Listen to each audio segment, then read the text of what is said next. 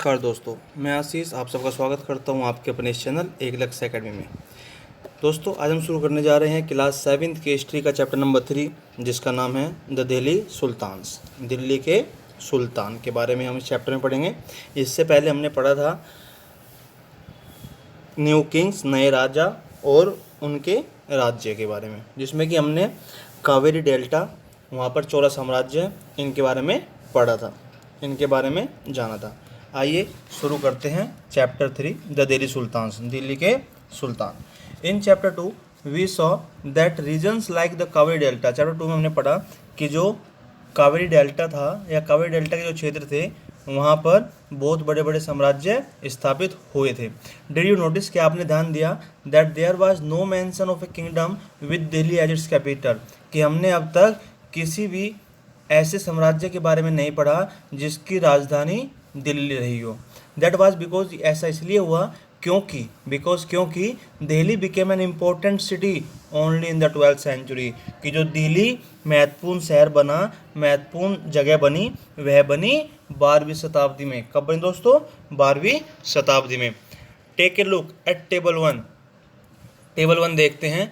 Delhi first became the capital of a kingdom under the Tomar Rajput. ध्यान रखना दोस्तों, सबसे पहले दिल्ली जो राजधानी बनी थी वह बनी थी तोमर साम्राज्य के शासनकाल में। कब बनी दोस्तों?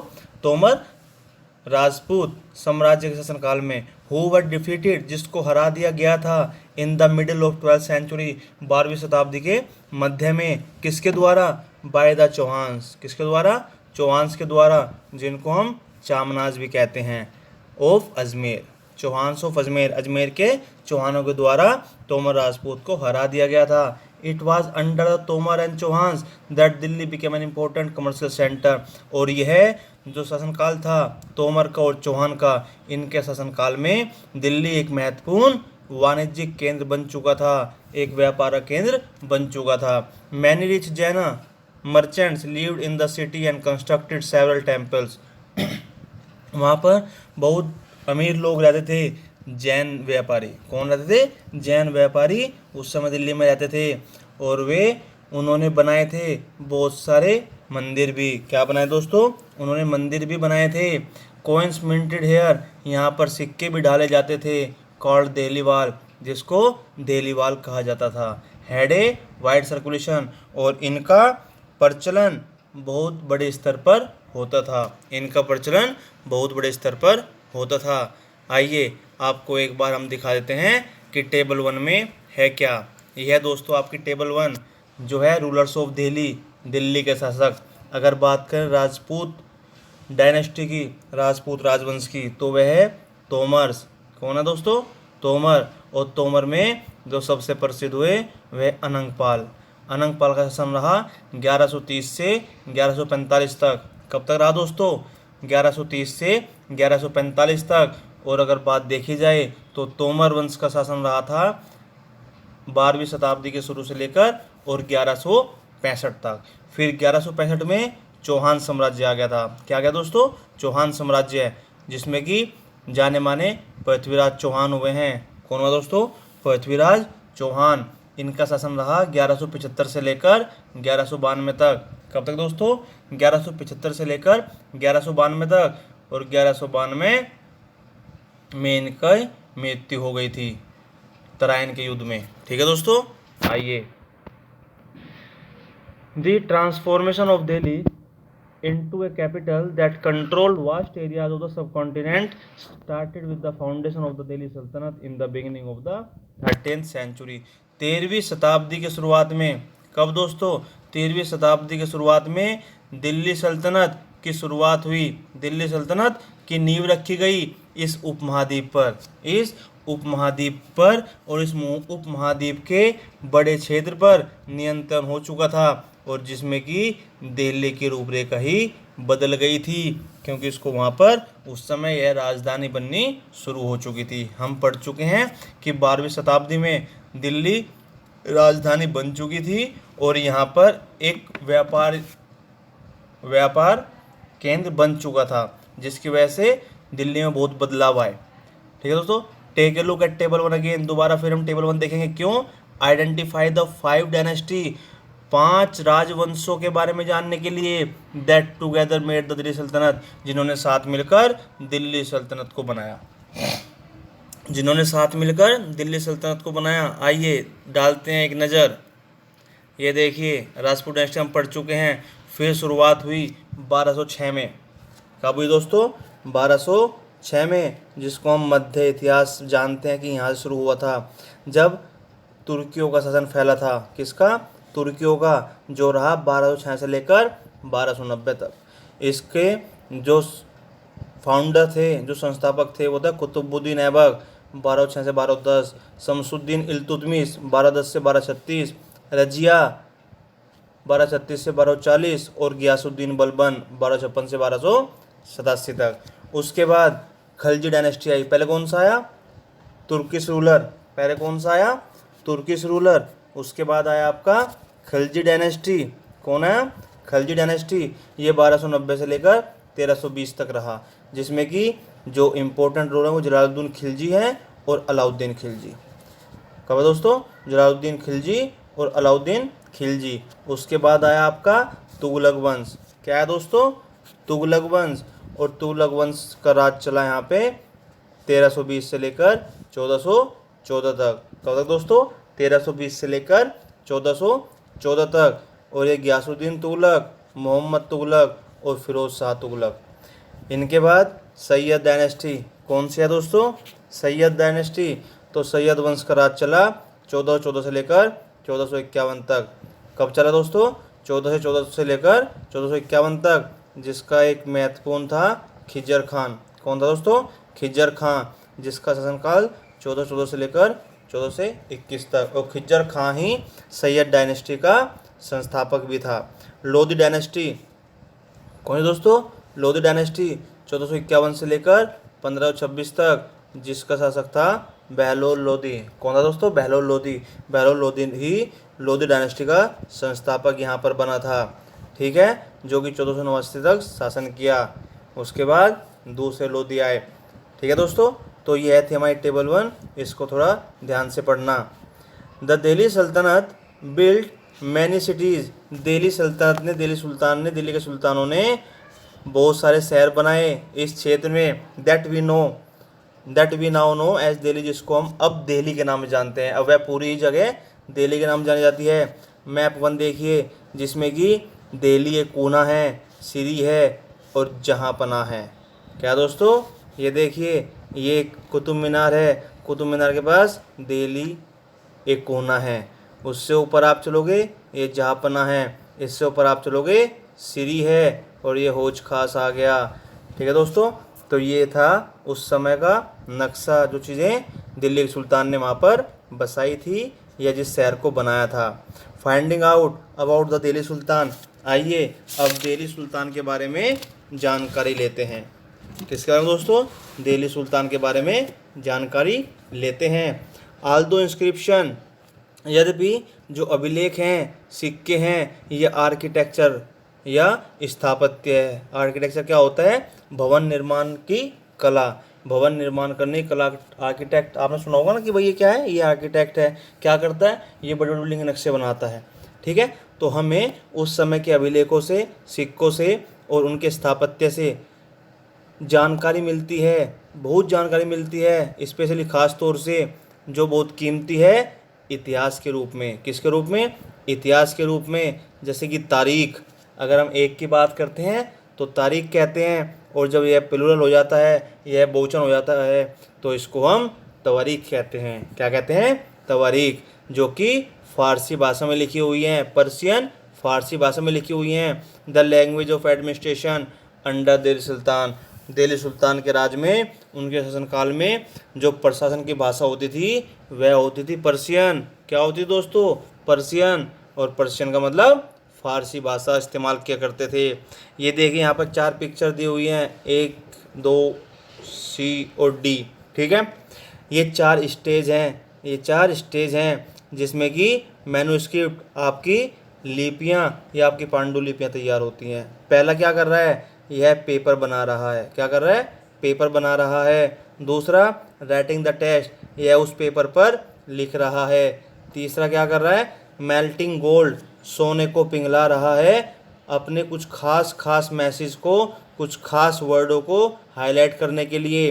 चौथा, प्रिपेयरिंग द बाइंडिंग, जो उन्होंने मैन्युस्क्रिप्ट लिखी, जो उन्होंने किताब लिखी, वह उसको बाइंड कर रहा है, उसको एक जगह बांध रहा है।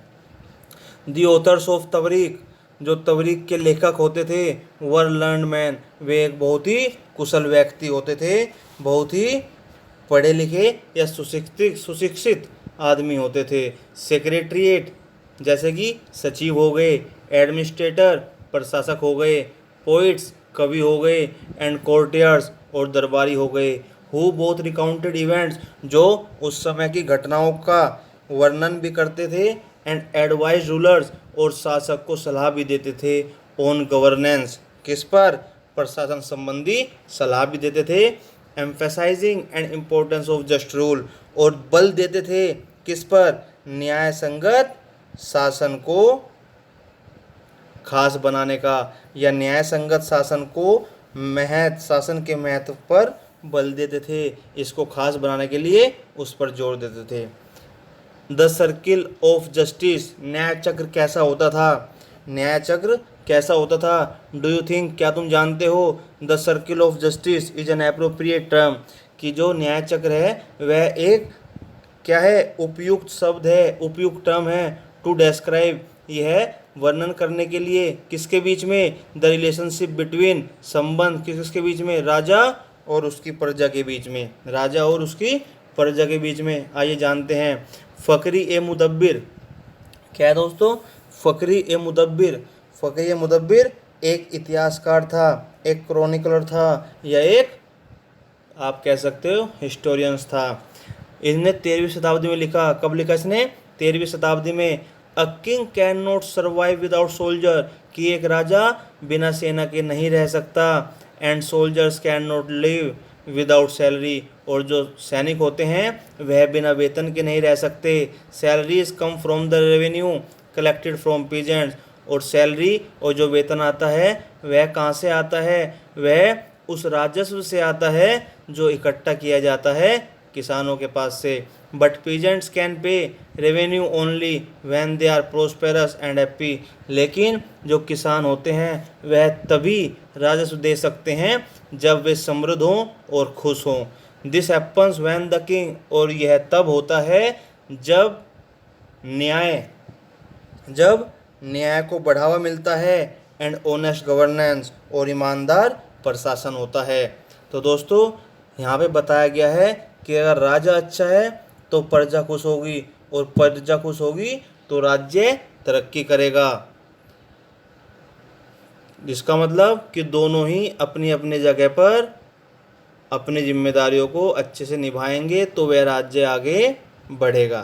Keep the following additional details in mind, कुछ और भी जानकारियाँ अपने दिमाग में रखिए। पहली, the authors of Tawarikh lived in cities mainly Delhi and hardly ever in villages, कि जो लेखक होते थे तवरीक के वे शहरों में रहते थे। कहाँ रहते थे, शहर में, ख़ास तौर से दिल्ली में, और वे कभी कभार और शायद नहीं भी गांव में जाते थे। They often wrote their histories for sultans in the hope of rich awards, और वे प्राय इतिहास लिखते थे अपने सुल्तान के बारे में, अपने सुल्तान के लिए। क्यों, क्योंकि उन्हें आशा रहती थी कि उन्हें उनके बारे में लिखकर बहुत अच्छे अच्छे नाम मिलेंगे। दीज ऑथर्स, ये लेखक, एडवाइज रूलर्स, शासक को सलाह भी देते थे, on the need to preserve an ideal social order based, किसके आधार पर, आदर्श समाज व्यवस्था बनाने रखने की सलाह भी देते थे। कैसा, आइडियल सोशल ऑर्डर, आदर्श समाज व्यवस्था बनाए रखने के लिए सलाह देते थे।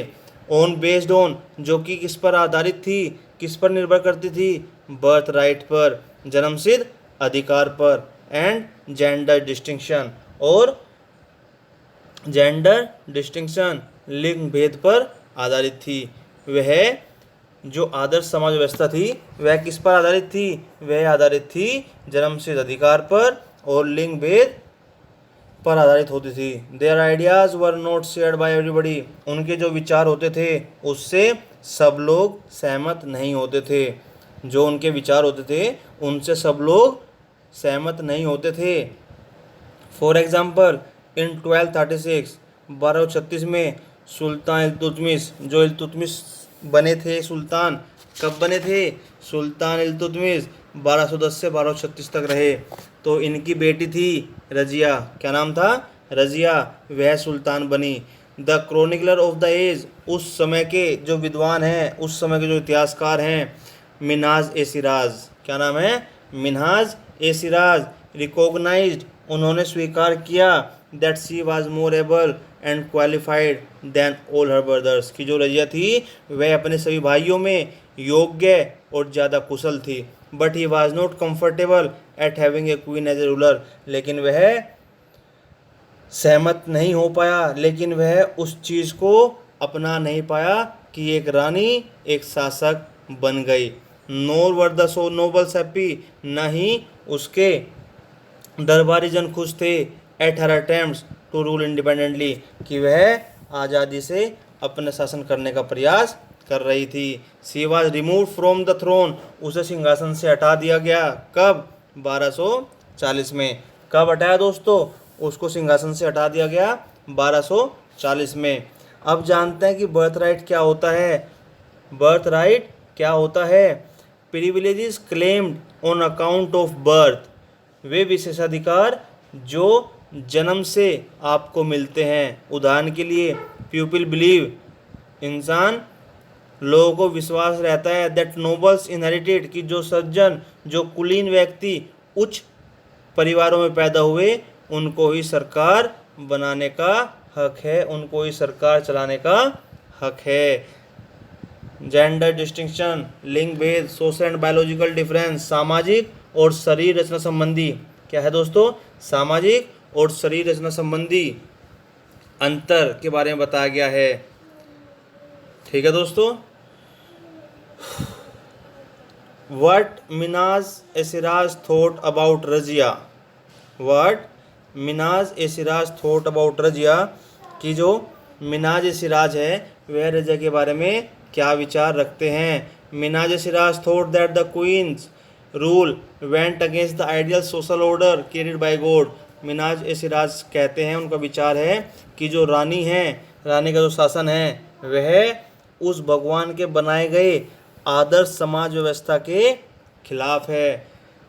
इन which are suppose to be subordinate to man, जिसमें यह माना गया है कि ये एक आदमी की सहायक होती हैं। ही देयरफॉर आस्क्ड, उसने फिर पूछा, in the register of God's creation, कि भगवान की क्रिएशन, भगवान की संरचना के तहत, since her account did not fall under the column of man, how did she gain from all over excellent qualities, उसके बावजूद भी ये सारी क्वालिटीज, ये सारी विशेषताएं, उच्च विशेषताएं उसमें कैसे हो सकती हैं।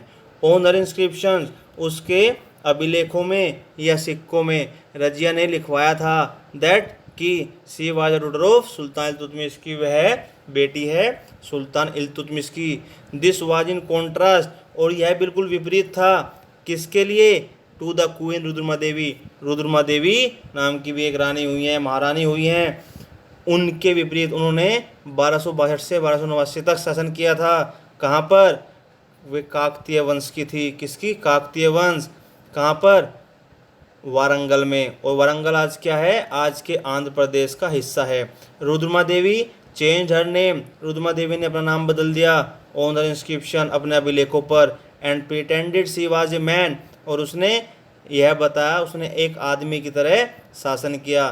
दूसरा केस है, दूसरा है क्वीन दिद्दा का। किसका? क्वीन दिद्दा, जिसने कश्मीर में शासन किया। कहाँ पर?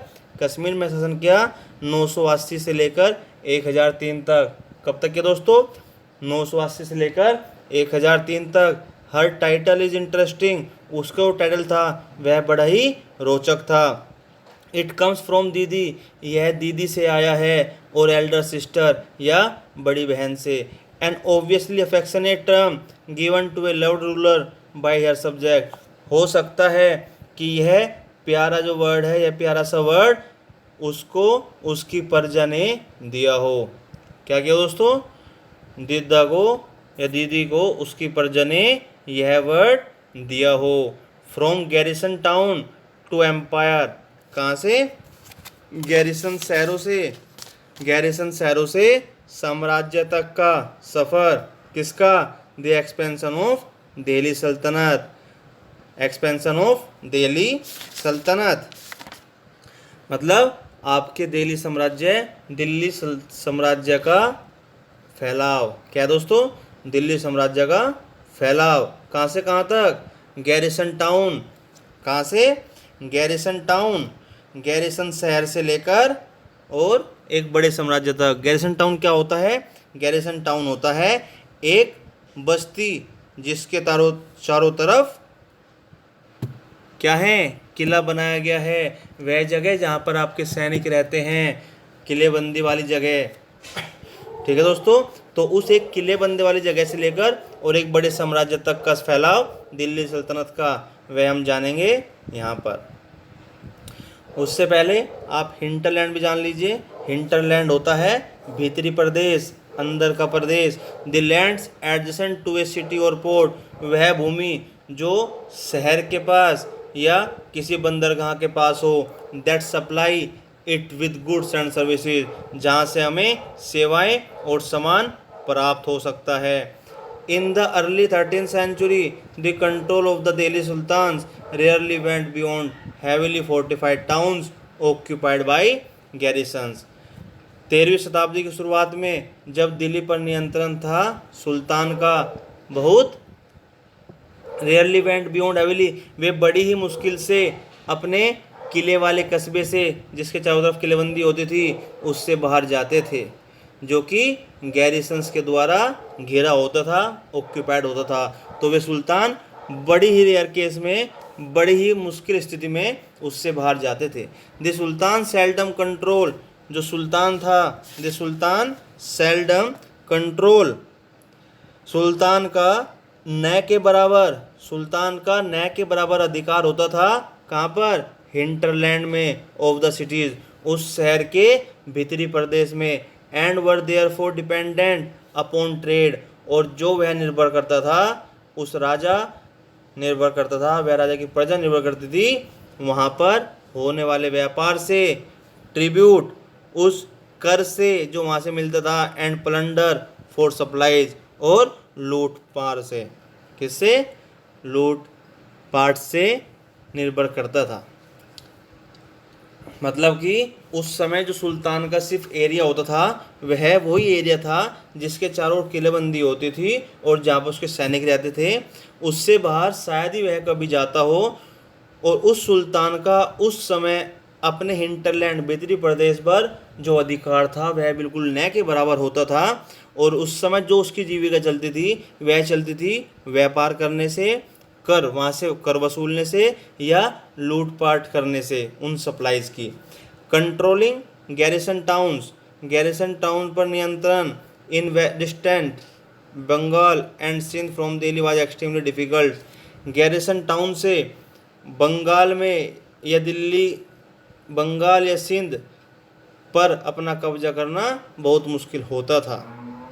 Rebellion war, even bad weather could snap fragile communication routes, जो आपके बगावत होती थी, युद्ध होते थे, यहाँ तक कि कभी कभी मौसम भी बहुत ख़राब होता था, जिसकी वजह से संपर्क के नाजुक सूत्र खराब हो जाते थे, जिसकी वजह से संपर्क के नाजुक सूत्र नष्ट हो जाते थे। The state was also challenged by Mongol invasion, यह राज्य के लिए और भी चुनौती थी। किसके द्वारा?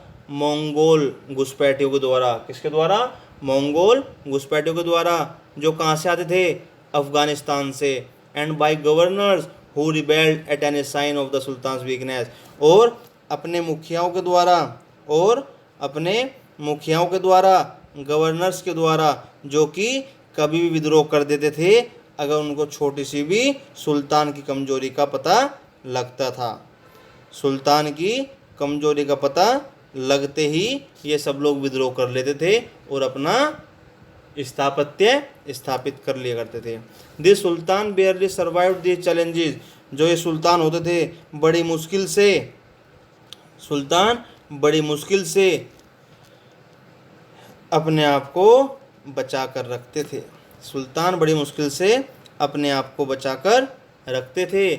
The expansion occurred during the reigns of Ghiyasuddin Balban, Alauddin Khilji and Muhammad Tughlaq. यह जो फैलाव था यह फैलाव किया गया था किसके शासनकाल में? गयासुद्दीन बलबन के शासनकाल में। उसके बाद इसको कंटिन्यू किया गया, इसको बढ़ाया गया अलाउद्दीन खिलजी और मोहम्मद बिन तुगलक के द्वारा। यह जो संस्थापन किया गया था गयासुद्दीन बलबन के द्वारा, फिर इसको और फैलाया गया अलाउद्दीन खिलजी और मोहम्मद तुगलक के द्वारा।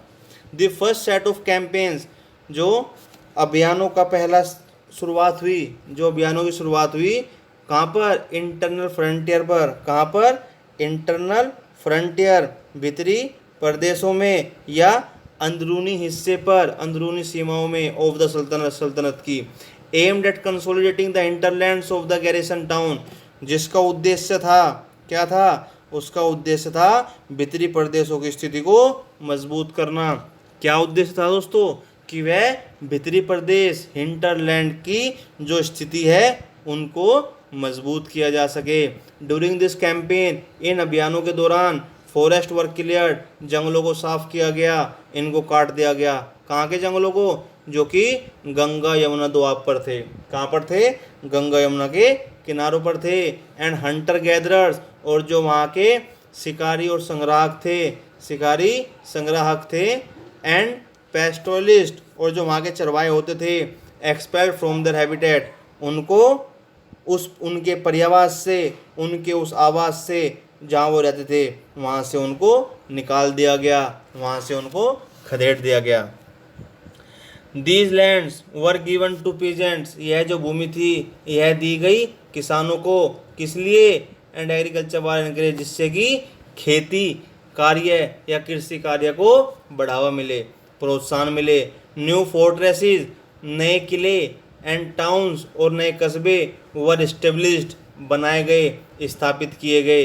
क्यों? To protect trade routes and to promote regional trade, नए नए व्यापार के रास्ते बनाने के लिए, उनकी सुरक्षा करने के लिए, और क्षेत्रीय व्यापार की उन्नति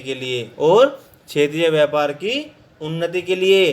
this second expansion occurred along the external frontier, जो दूसरा फैलाव हुआ वह हुआ बाहरी सीमाओं पर। कहाँ पर? बाहरी सीमाओं पर ऑफ द सल्तनत, उस सल्तनत के।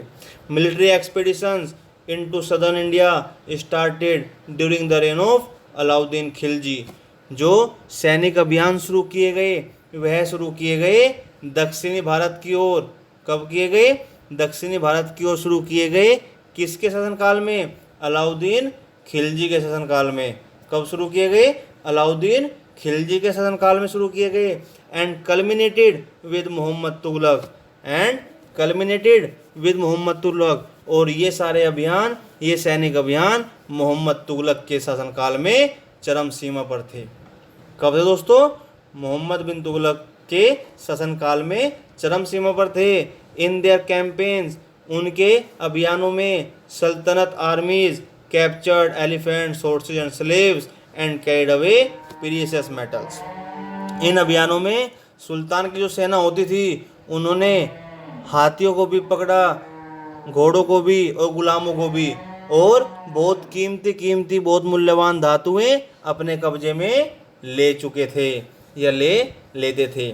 Bye the end of Muhammad bin Tughlaq reign, जब मोहम्मद बिन तुगलक का शासनकाल का अंत हुआ 150 साल after, 150 years after somewhat humble beginnings, the armies of the Delhi Sultanate had marched across a large part of the subcontinent.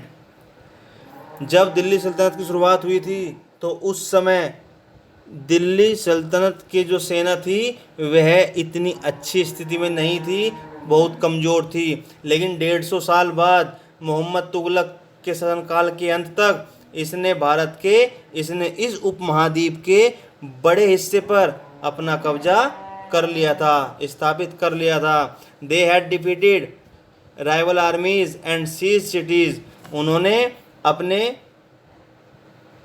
Opposite party को उन्होंने अपने विद्रोही सेना को हराया था एंड सीज और शहरों पर कब्जा कर लिया था। दिस सल्तनत कलेक्टिव टैक्सेस, जो सल्तनत थी वह कर वसूल करती थी फ्रॉम द पीजेंट्री, किसानों से, and dispense justice in its realm, और इसके सूबेदार और प्रशासक मुकदमों के फैसले सुनाया करते थे। But how complete and effective has its control over such a vast territory, लेकिन किस सीमा तक और कितना प्रभावी इस बड़े क्षेत्र का नियंत्रण रहा है, यह नहीं पता कि किस सीमा तक ये फैले और कितने प्रभावी ढंग से इन्होंने काम किया।